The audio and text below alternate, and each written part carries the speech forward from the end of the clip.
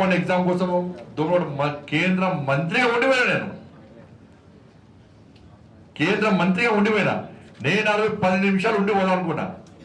కానీ BRS party వాళ్ళు బాగా ప్లాన్ చేశారు. ఏం చేసినట్టే కుట్రలు చిల్లర బండి సంజయ్ బయటికి పోనే మనం బస్సులో కాలబెట్టాలి.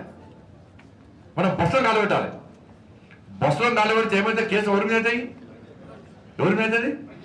నా మీద కాదు, నేను వెళ్ళిపోయినా అక్కడి నుంచి. అక్కడ అమాయక గ్రూప్ 1 అభ్యర్థుల మీద కేసులు అవుతాయి. ఇలా తెలిసిన వెంటనే నేను పోలే. 3 hours 4 hours ఉండకండి. ఇలా బీఆర్ఎస్ మనోళ్ళు ఎట్లా ఉడికించి తెలుసా? రోజు వచ్చారు ఎవరైనా రోజు రోడ్ల మీద ఉడికించి కేటీఆర్ అనే ఇంకా పట్ట చెప్తున్నాను. ఇంకా శ్రీనివాస్ గౌడ్, దాసోది, శ్రవంతి ఎట్లా ఉడికియాలో అట్లా ఆడు మన మహిళా కార్యకర్తలు అయితే చెప్పులు అందుకొని కొట్టిరు ఒక్కొక్కని. మీరు వచ్చి బస్సులు కాలబెడతారా? కాలబెట్టి గ్రూప్ 1 అభ్యర్థులు జీవితం నాశనం చేస్తారు మీరు అని చెప్పండి. అరే కేంద్ర మంత్రి ఉండి పోయినా నేను తెల్లారి కిషన్ రెడ్డి గారు వేరానా? ఇలా ఏ మంత్రి వస్తుండా?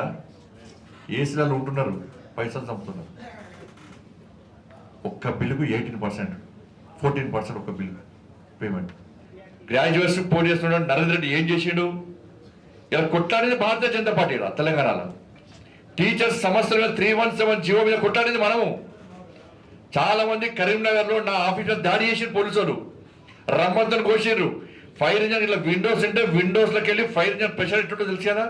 ఆ ఫైర్ ఇంజన్ ప్రెషర్తో కొడితే కార్యకర్తలపై గోడ తలిగిన ఇట్లా 4 భారతీయ జనతా పార్టీ మహిళా కార్యకర్తలు కాళ్ళు విరిగినాయి.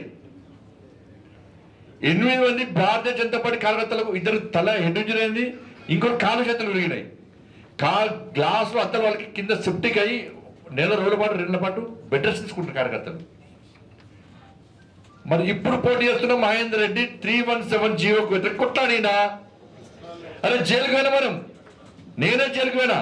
నాతో పాటు 18 మంది కార్యకర్తలు భారతీయ జనతా పార్టీ కార్యకర్తలు 317 జీవోకు వ్యతిరేకంగా కొట్టాలి, జైలుకు పోయినా మనం.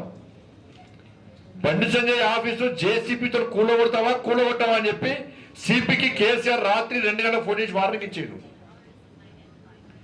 భారతీయ జనతా పార్టీ కార్యకర్తలు లాఠీచార్జ్ చేయండి, కాళ్ళు చేతులు ఎవ్వరు బయటికి రావద్దు, పోలీసులకు దమ్మెంతో చూపెట్టా అని చెప్పి కేటీఆర్ వార్నింగ్ ఇచ్చింది పోలీసులకు.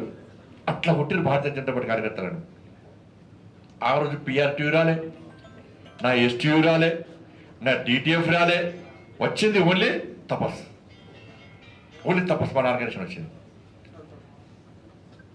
ఇలా 317 జీవో అంటే చెట్టుకోడు భార్య ఒక జాబ్ చేస్తుంది, భార్య కామరెడ్డి జాబ్ చేస్తే భర్త కరీంనగర్ జాబ్ చేస్తాడు. భార్య కాడ, భర్త కాడ, తల్లిదండ్రుల కాడ, పిల్లల కాడ చుట్టుకోని పుట్టుకొని చేసే జీవోకు వ్యతిరేకంగా కొట్లాడేది మనం.